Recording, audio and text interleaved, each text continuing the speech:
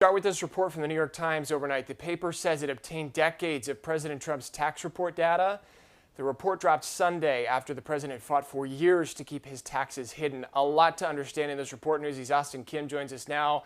Austin, it's good to see you on this Monday morning. Let's go through this report. Some highlights here. It is a lengthy report, and obviously folks won't have time to read all of it. So give us the big bullet points here.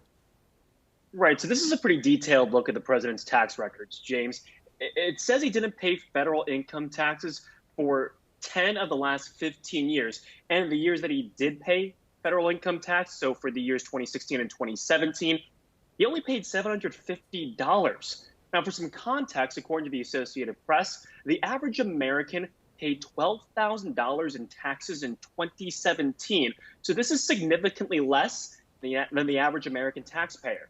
Now, according to the Times report, President Trump has $421 million in loans and debts. Most of that is due within the next 4 years. And on top of that, he has been fighting with the IRS over a nearly $73 million tax refund that he claimed. But if there is a ruling against him, this could cost him, James, more than $100 million. So again, this report highlighting the debts and the tax avoidance that the president has incurred over the last decade or so, or 2 decades or so.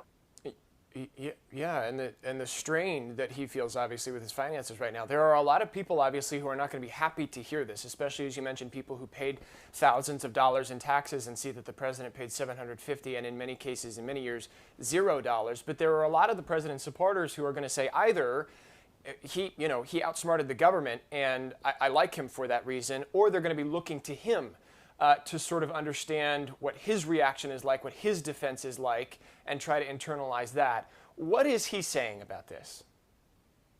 You know, he's pushing back on this report. He says that the findings are not true and that he actually does pay taxes. This is what he told reporters in the White House yesterday. First of all, I've paid a lot, and I paid a lot of state income taxes, too.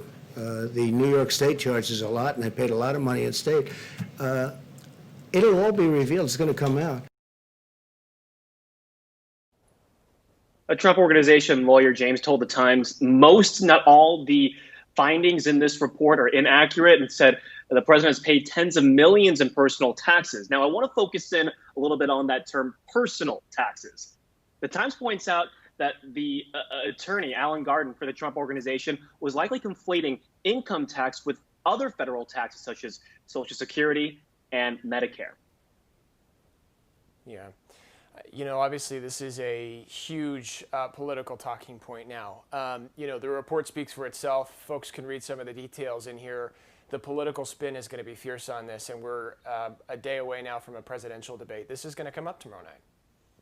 Yeah, no doubt about it. This will be, if not heavily featured, at least a major talking point. And, there was a lot of interest surrounding this debate anyway, just because, it's for a number of reasons. But no doubt that there's going to be a lot of eyeballs watching this because of this report. And it's going to be interesting to see how Joe Biden specifically addresses this.